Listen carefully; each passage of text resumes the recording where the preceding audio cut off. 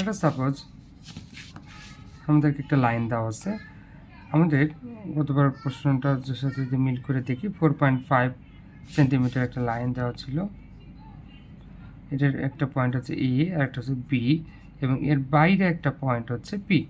আমাদের কোশ্চেনে বলা আছে যে এ পয়েন্টটা ফিক্সড, এ পয়েন্ট এবং পি পয়েন্ট দিয়ে যাবে এরকম একটা সার্কেল ড্র করতে চাই। তাহলে আমাদের কাজ হচ্ছে এই এ পয়েন্টে আমরা প্রথমে একটা পারপেন্ডিকুলার ড্র করে ফেলব।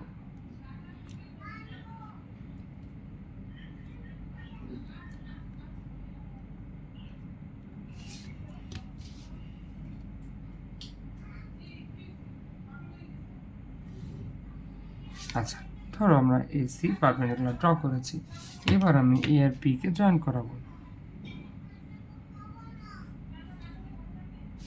জয়েন করার পরে এই এ পয়েন্টের দুই পাশে অর্থাৎ এর পারপেন্ডিকুলার বাইসেক্টর দরকার, আমরা একটু বড় করে নিলাম যাতে রেখাগুলো একটু দূরে থাকে।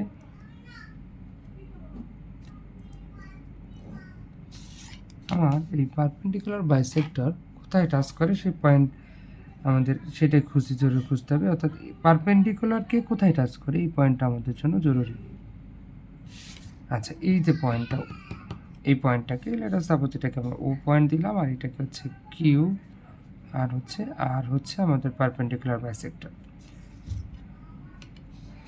এইবার দেখো এখান থেকে আমাদের কিন্তু ড্রয়িং আসলে হয়ে গেছে, কারণ এইবার আমরা এই যে ও পয়েন্ট থেকে দুই দিকে আমরা ইকুয়াল ডিস্টেন্স আমরা পাবো। আর দিকে এ এবং পি দুইটাই এমন একটা পয়েন্ট খুঁজে পেয়েছি যেটা এ এবং পি দুইটা দিকেই সমান দূরে। এখন আমরা এ অথবা পি দুইটাকে নিয়েই সার্কেল ড্র।